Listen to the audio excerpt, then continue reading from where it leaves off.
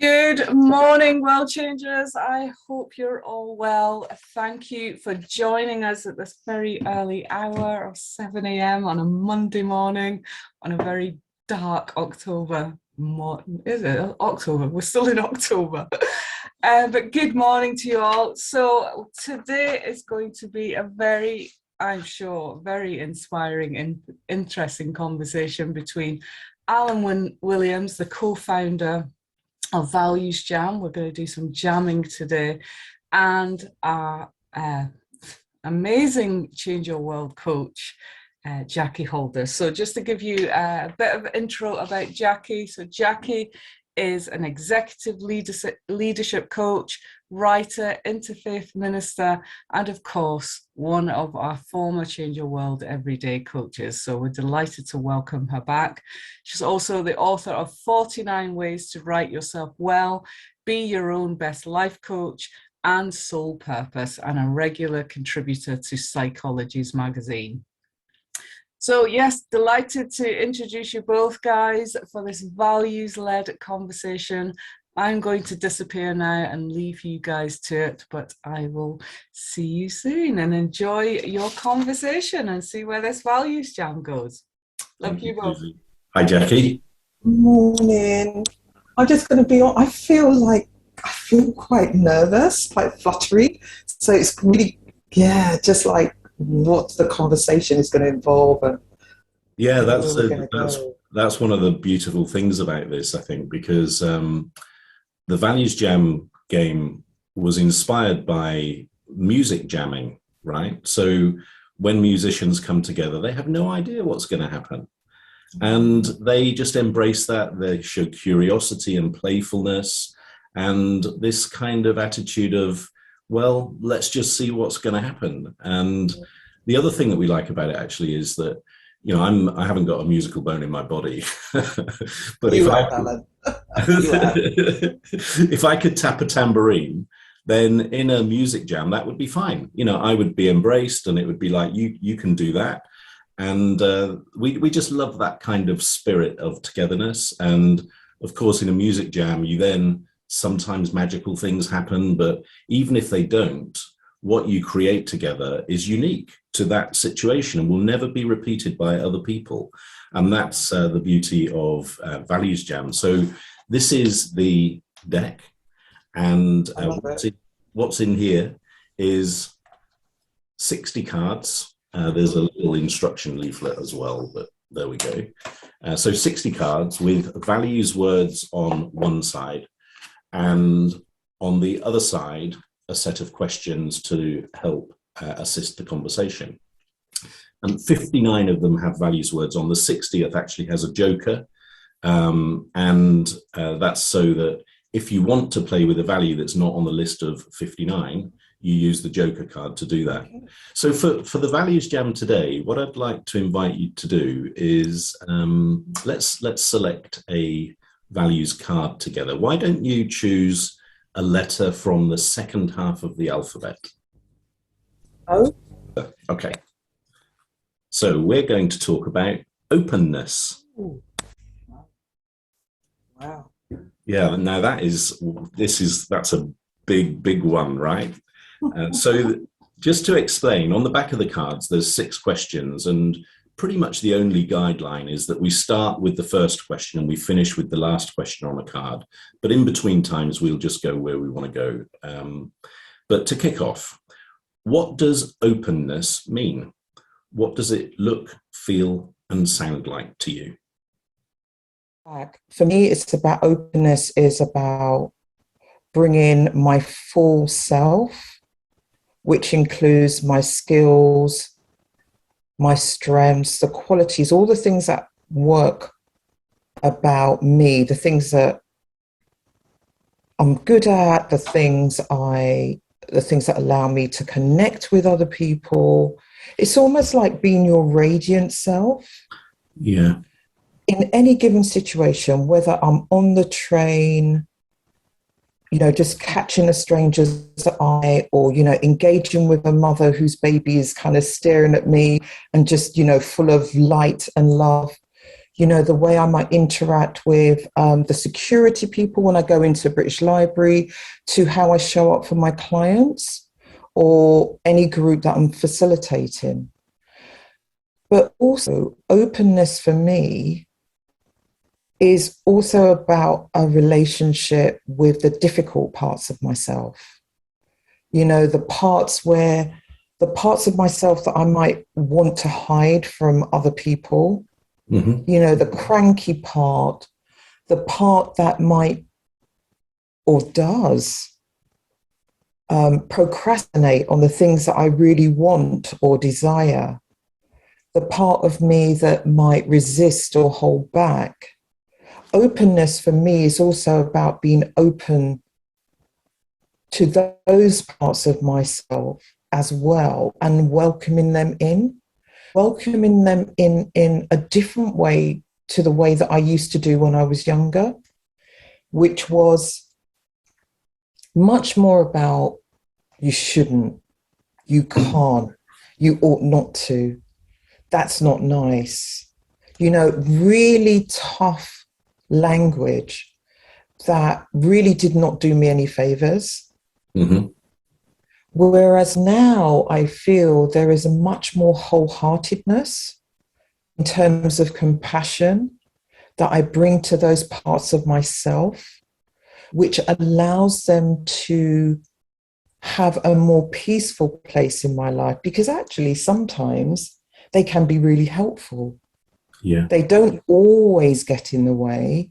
And sometimes they need me to be kind and gentle with them, because they are a part of an earlier part of myself that it was really hard for the younger self to fully let go of, because it was like a sort of protection mechanism against, you know, all the stuff that we're up against in, you know, the wider world. So for me, openness means allowing myself to be more vulnerable in my relationships by embracing both of those parts of the whole self. You know, not trying to. So, you know, I had a very difficult last 5 years going through a divorce, which turned, you know, it was very, very messy. I had some very difficult things said about me.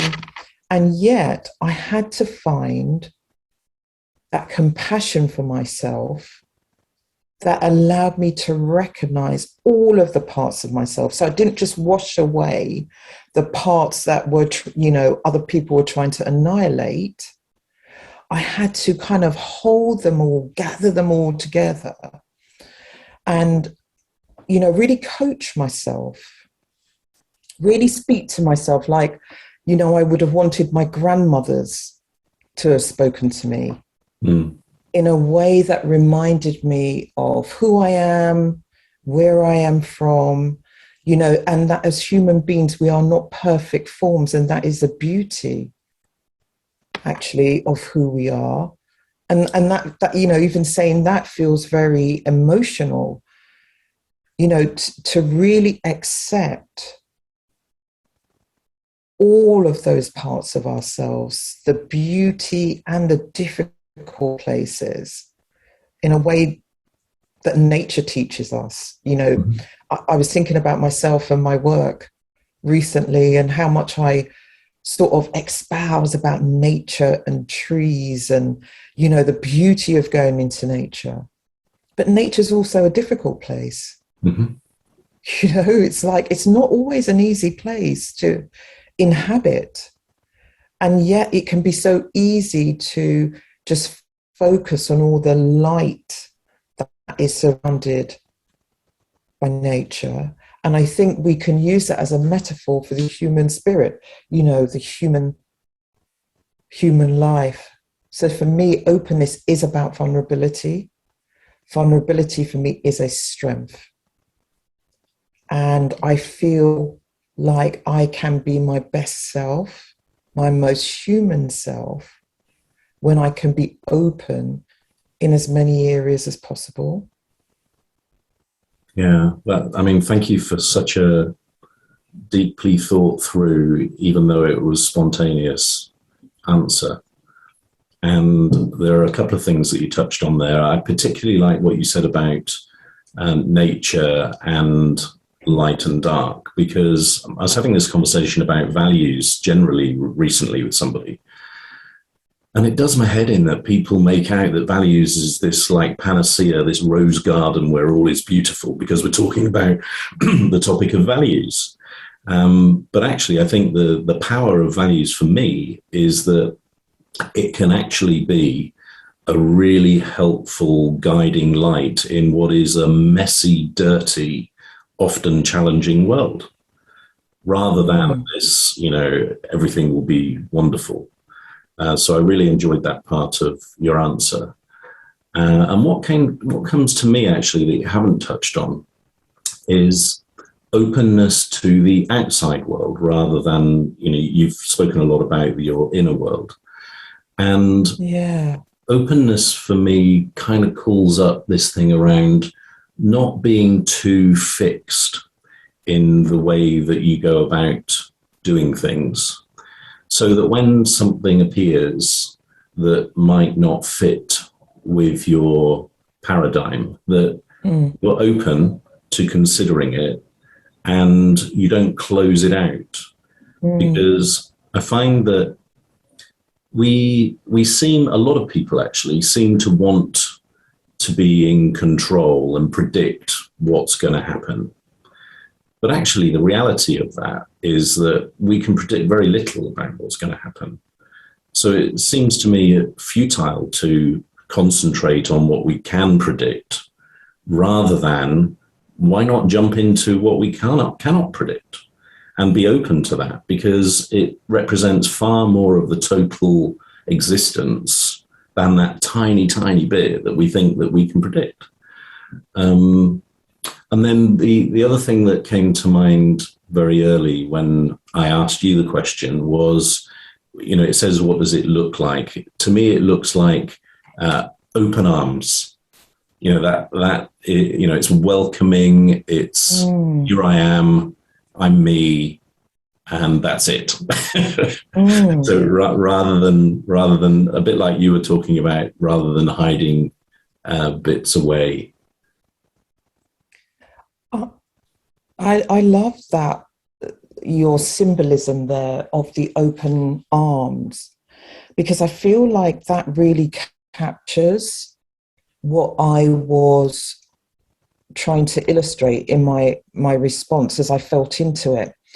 Because over the last 5 years, what's really interesting for me is not only has it been a very difficult time, but it has been an amazing, fertile, creative time of my life. It's been absolutely brilliant.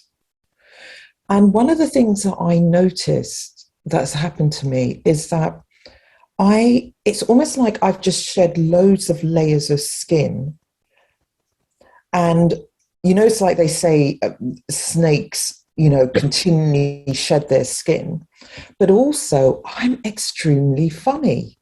Like, I realized that, whereas I probably might have seen myself as quite a serious person, the way in which I have really inhabited the unknownness of the change cycle that I have been on has been in my humor, and how that humor has drawn me closer to people, has drawn people closer to me. I'm talking about close family members, I'm talking about friends, I'm talking about strangers on the street, I'm talking about my clients. How it feels like there's been a lightening of the load. For me, openness is also about a lightness in which we inhabit, we tread lightly in the world, but it has depth, but it has meaning. Whereas I think, sometimes you can walk really heavily in the world, and I could relate that to a desire to be in control. And I was thinking, as you were talking about, people wanting to have control and be in control, And I'm thinking about the huge body of my work now is about walking alongside people in a space of inhabiting the unknown zone, or the zone of uncomfortable discovery, which actually the whole world was pushed into with COVID-19, which Minister T.D. Jakes describes as Correction 19, which I absolutely love. It was like an opportunity for the world to course correct. But absolutely what's happened in that space is we've all had to kind of push back against the boundaries of how much control we have, to really flex in that space of, well, actually, things are now out of my control. Yeah. So I have to find a way of being in relationship with not being in control. Yeah. Hasn't that been interesting? Yeah, and I agree with what you say about COVID-19, and I think we're entering a really interesting time as, fingers crossed, we move out of it at whatever pace. But I think many people that I've spoken to over that time have found that they've used the time to ask themselves and think about what is really important to them. And what I'm going to be interested to see is how much of that people are willing, able, and determined to retain, as opposed to just going back to what it was like before. And if I give you a very small personal example, this is kind of tiny compared to lots of people, but I went to my first face-to-face conference a couple of weeks ago, and it was in central London. I live in southeast London, but it's still 45 minutes to an hour to get to where this event was. And when I got home that evening, I was thinking about the day, and it had been a good day. I'd met some interesting people, some good learning. But the thing that kept coming back to me was, you've just spent 2 hours of your day traveling. And I really begrudged it. And I think what I realized is that over the last 18 months, 2 years, I've come to value my time as much more precious than perhaps I did before. And so for other people, who've been able to spend time with their family, see their children grow up more than they would have done if they had been working all the time, are they going to just go back to what it was before? Or are they going to hold on to what they've discovered and enjoyed over this recent time? And I think that's going to be fascinating, because there are a lot of external pressures that we need to cope with that are kind of taking us back to what it was before.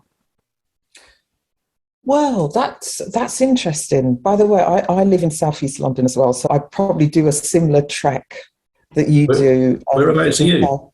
I'm in Norwood Junction, in South Norwood. Norwood Junction is my closest station, or Selhurst. Okay, so I'm in Woolwich, Shooters Hill, so not very far. Yeah, great. So it's interesting because I spent most of a year and a half of lockdown, like many other people, in front of my computer on Zoom. And whilst I had no idea how my work was going to unfold when we hit the pandemic and went into lockdown, but yeah, I did not stop working. In fact, my work has quadrupled, and I'm having to learn to say no now, because the capacity just isn't there for all of the work that people are wanting me to engage in. So I had that first year and a bit in front of Zoom, until I started to realize that actually I did need to be back out in the wide world. Now, one of the things that I noticed, because I'm a walker and I walk most mornings, I made sure that when we were in lockdown, I continued with my walking. Yeah. And I noticed that people were really, really kind.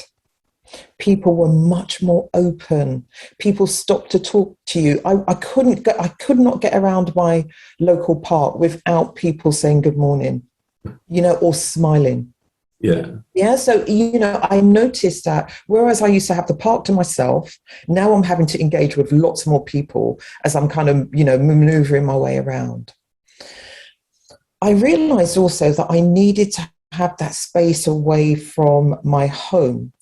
And that is, we all have different personality styles, don't we? So we all want different things. I tell people, and they often laugh, but I'm an introvert who's learned to be an extrovert. Mm-hmm. I spend a lot of time on my own, but I can equally spend a lot of time with people. I can be the soul of life of the party, and I need to have about a week by myself. Yeah. But for me now, because I've done quite a few face-to-face workshops, which at first I was like, oh God, really? Do I have to go back out and do face-to-face? But when I did it, I realized how much people valued it. Yeah.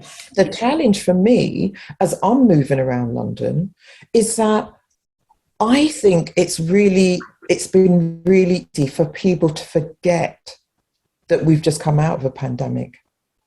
And it's interesting, when you were talking earlier, I just made a little note to myself.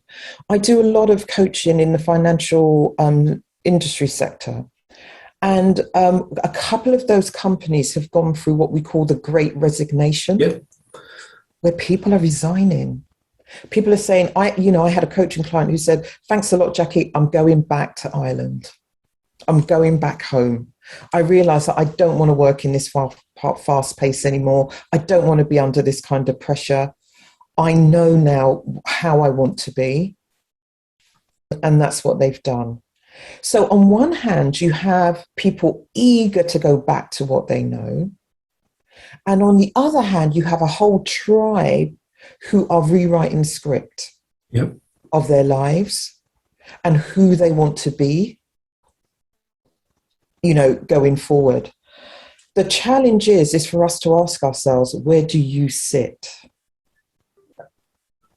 Have you found yourself slipping into going back to what you had before?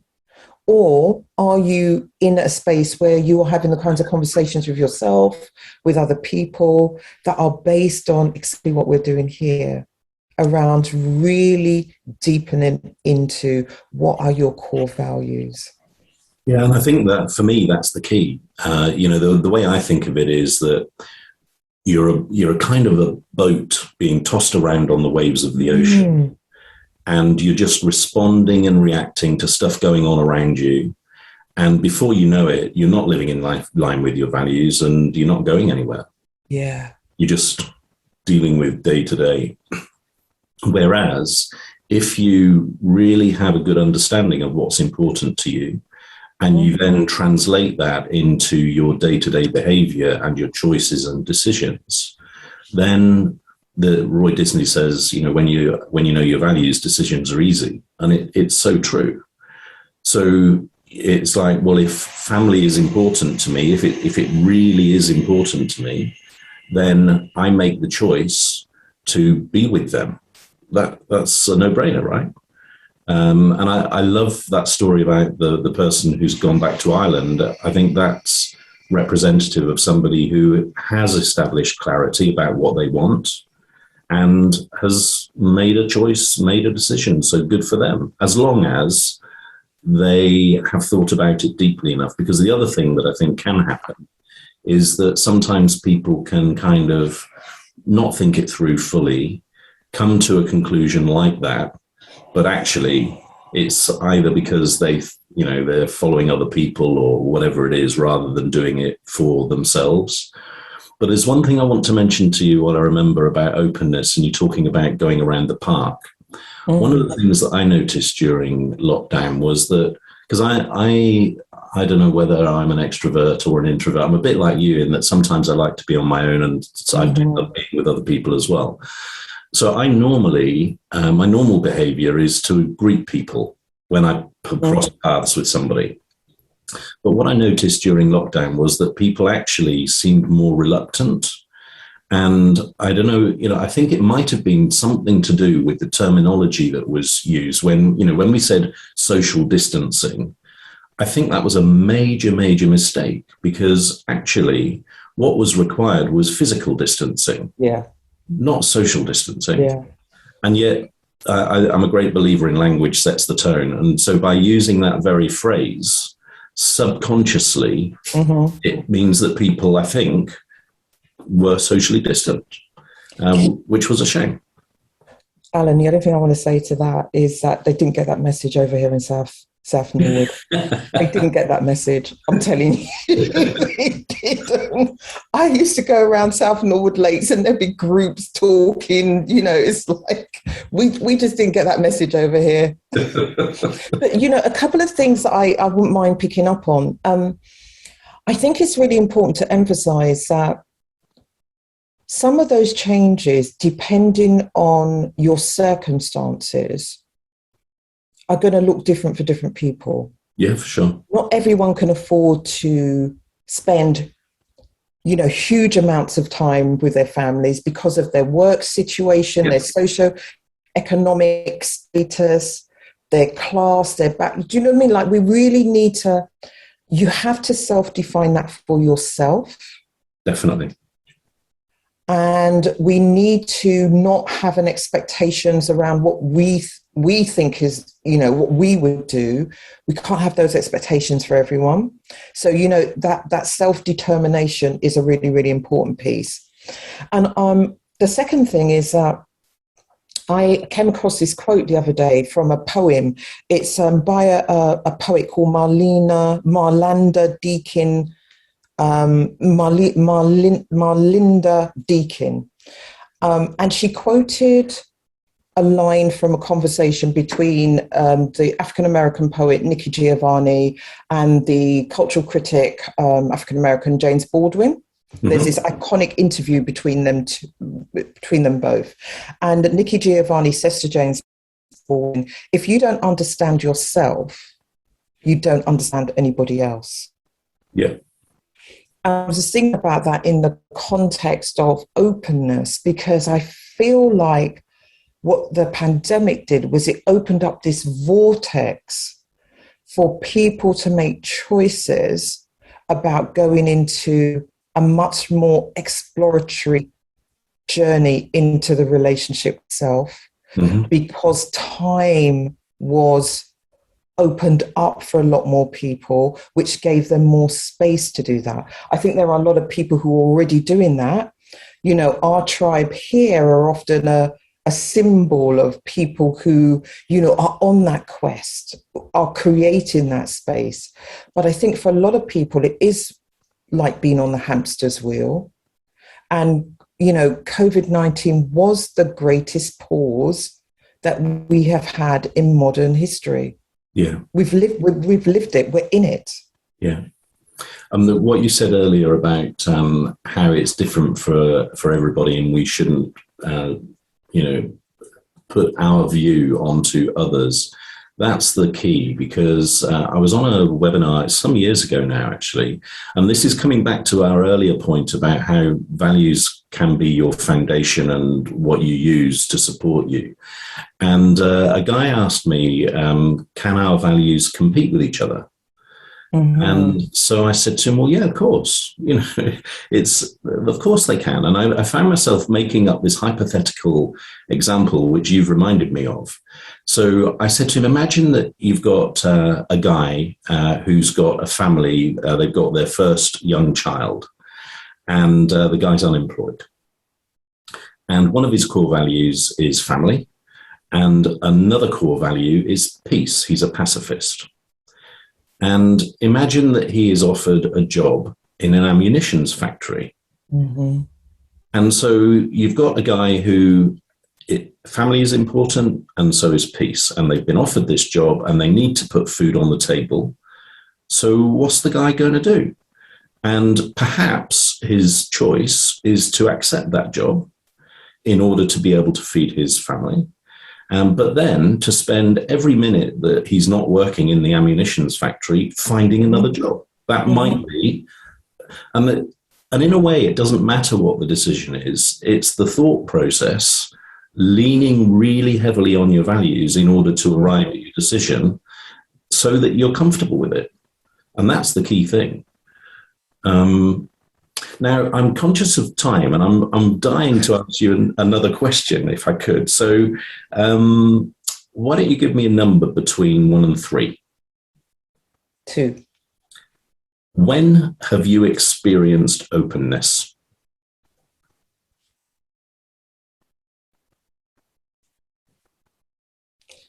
Do you know that this is? I hope this doesn't sound weird, but the first thing that came to mind, and I'm just going to say it, Good. was the day in 1988, the 6th of August, when I gave birth naturally to my amazing daughter, Aida. I felt like the universe, I had joined the universe, and that my body was this amazing vessel that gave me an experience of bringing life into the world. Wow. I have never felt such powerfulness and tenderness captured in a moment. It even feels visceral now just speaking about it. And I say that because childbirth is painful. Mm-hmm. Do you know, it's not like I sat there having this wonderful, ecstatic, pain-free experience, but it almost like it rolled into one. Everything that we're learning on the journey of life, my going through a divorce is not who I am. It's a part of an experience that I've lived with and lived through. And I've come to the other end of that experience, a more enlightened, loving human being. Mm-hmm. And that was the same with giving birth. I came to the other end of this experience and thought, wow, I was able to do this. And I think for me, why my intuition and my gut took me to that experience is because it was an embodied experience. We often forget our bodies. We often forget, when you ask that question, what is openness? I feel like it's head and heart Mm-hmm. coming together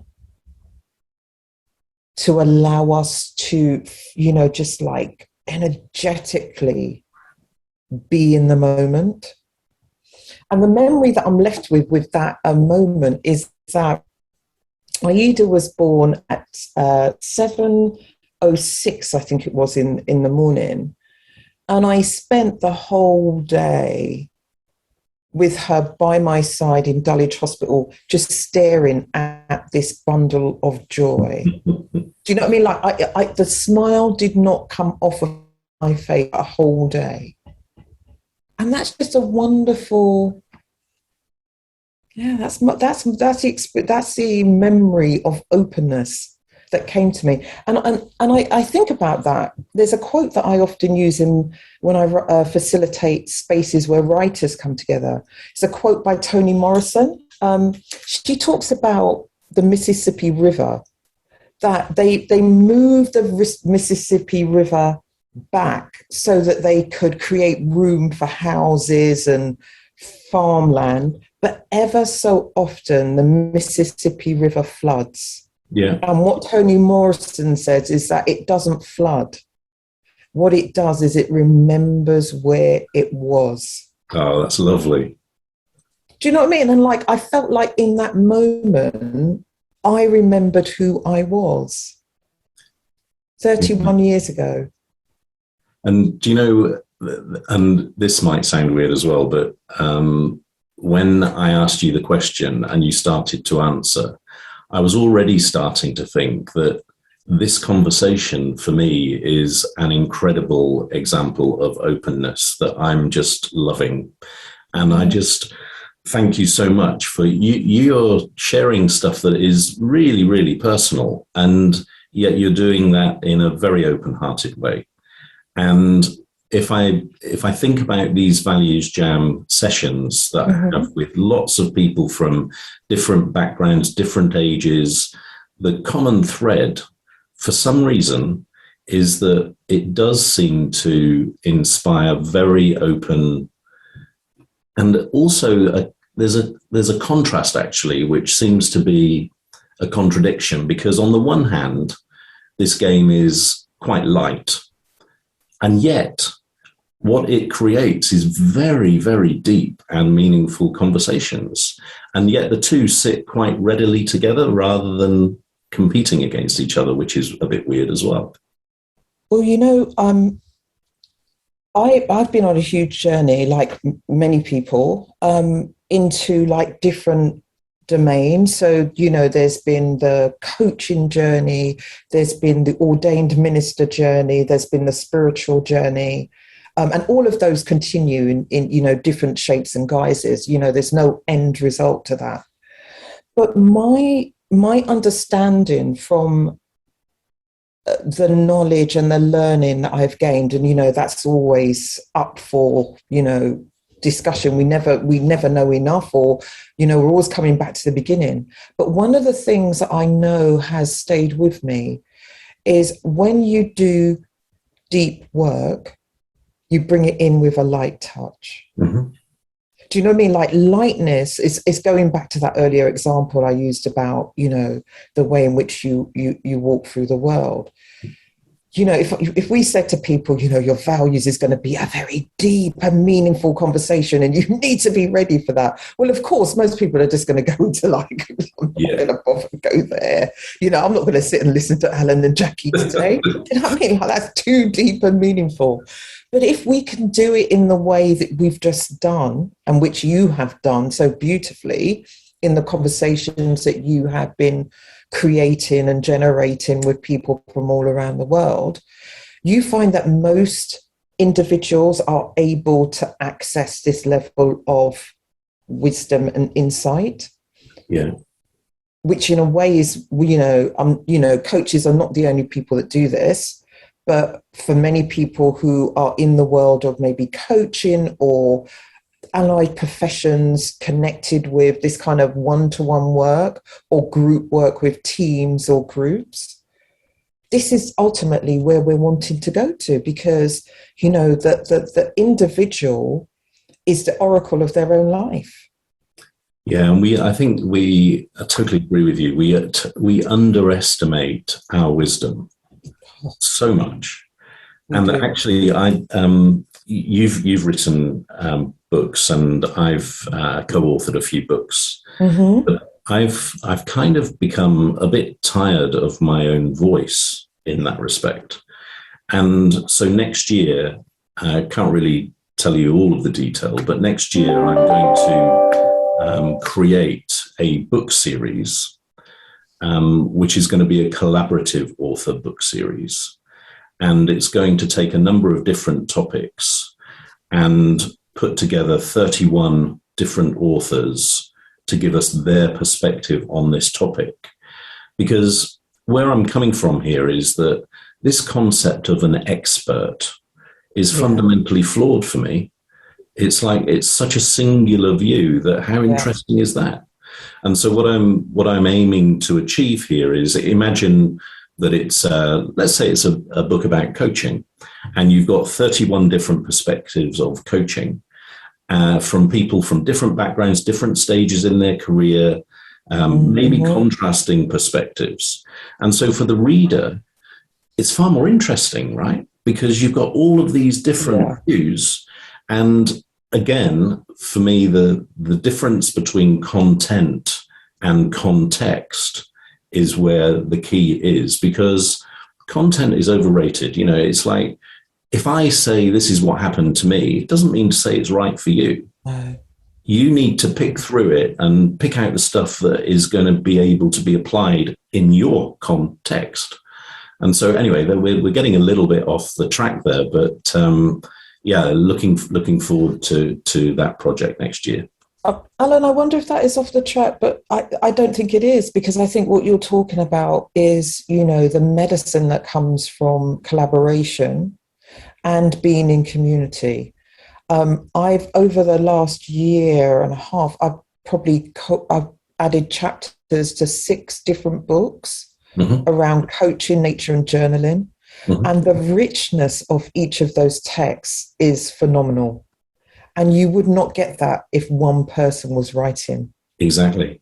And also, there's also something about life experience that comes into play here.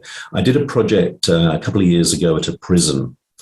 And basically, the project was to translate their values into the behavior of, to start with, it was going to be the prison officers, but then it was extended to everybody involved in delivering the service at the prison.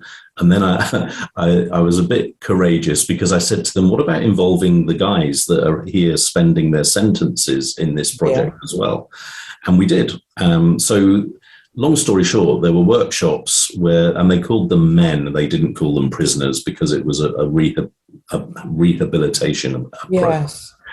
But I tell you, the workshops with the men were far more interesting and fulfilling than any of the others because they were able to draw on such rich life experiences. They might not have been good life experiences, but they were still able to draw on them.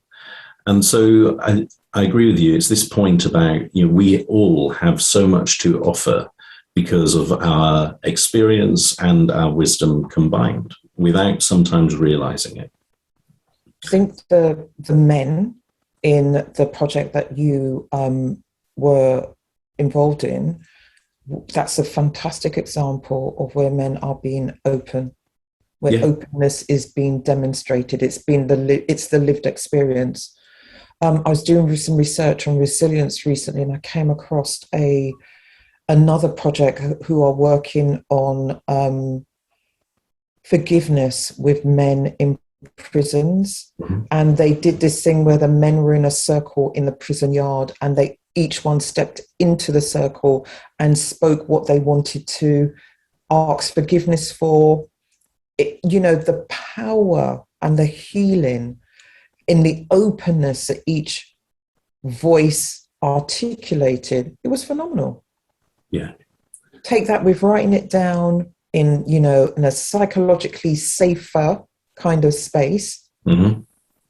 You felt, that to me is an example of where vulnerability can take you, but also the impact that it has when it is done in a way that is congruent and coherent to where you are and in the right context. Yeah, and that example that you've just given actually has reinforced to me that openness is hugely, hugely powerful, because when you can be open, it's liberating. Yeah, freedom. Yeah, that's right. And earlier you mentioned your humor, and I was going to mention it, but I forgot to. I've got a bit of a kind of dark sense of humor, which isn't always appreciated by people. But one of my daily practices is to share humor, even though sometimes it's not appropriate. And that's who I am. And so occasionally I do upset people, which I'm sorry about. But the alternative is not to share it and not to delight all of the people that are delighted. So it's I think there sometimes is a cost to being open, but it's absolutely worth it. Now as we're coming towards the end of our time, we need to just getting into it. I know. We need to deal with the final question though. Okay. And the final question is, what are you encouraged to do differently about openness as a result of our conversation?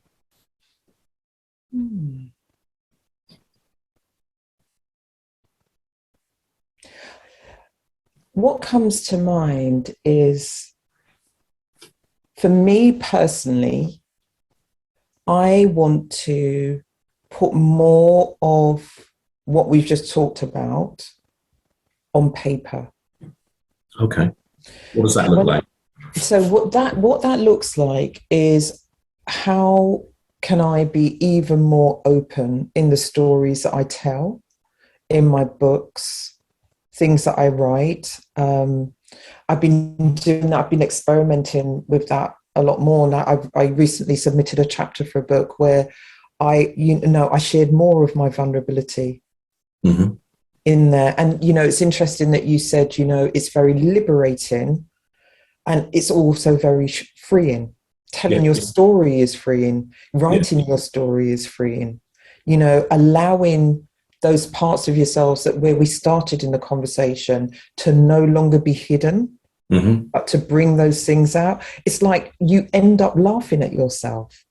I find myself very funny. I laugh. I'm in my house and I laugh at things. I laugh at things on the TV and I laugh at myself like, what are you doing, woman? Do you know what I mean? Like, from when you can do that with yourself, it's very hard for somebody else to sling an arrow at you. Yeah, They're swords. A sword is a word when it's negative. It has an S in front of it. Do you know what I mean? Like those swords to come at you. So for me, it's like how, it's using your analogy of the open arms, like how in different modalities, how that can be, it's what's the word? It's mirrored, it's congruent across a range of different modalities. Just like so that, sometimes you can't be in a room with everybody. Yeah, your book might go or your blog might go here. You've got no control over how many people have access to that. But you can be more I'm not going to use that word authentic because that's a word that we use a lot, but you're more your real self on the page. I feel like I could be even more playful. And I think that's a delight in itself. That would delight me. And, Robert Frost said, no tears in the writer, no tears in the reader. I think no laughter in the writer, no laughter in the reader. So it's like bringing, harvesting this even more across the landscape of the body, of the work that I feel very blessed to be able to do, actually. That's great to hear. Mine is a very simple one, actually. And what this conversation has helped me to remember and realize is I want to greet people when I'm out. And I've been discouraged by other people's response. And so I'm going to make sure that I do that more now and not allow myself to follow their suit. So thank you for that. That's something that's really, really important to me. And I've realized that I'd kind of lost touch with it a little bit. So that's going to start today. I'm traveling back from Plymouth to London. And so I'm going to be saying hello to people more than I otherwise would have done if we hadn't had this conversation. Can I give you a little seed of hope? Yeah, sure. One of my sisters is a head teacher in a primary school in Greenwich. And sometimes when I phone her in the week, she'll tell me about the children in her school who have got open access to come and knock on her door anytime that they want to. They come in, they might have a cup of hot chocolate with her. They'll tell her about their day. They're absolutely exquisite. I love it when she tells me about the children and what they get up to. Those children live in Woolwich. Right. Do you know what I mean? Like, so if you're going out and you're smiling, that's going to have a ripple effect. Yeah, absolutely. And I hope that it will transcend, that it goes to one of those children in my sister's school and it kind of comes back round again. Dead right. And what a brilliant note to end on. Thank you so much for being so open, Jackie, today. It's been a fantastic start to the week and enjoy the rest of your week. Thank you. Thank you, everyone.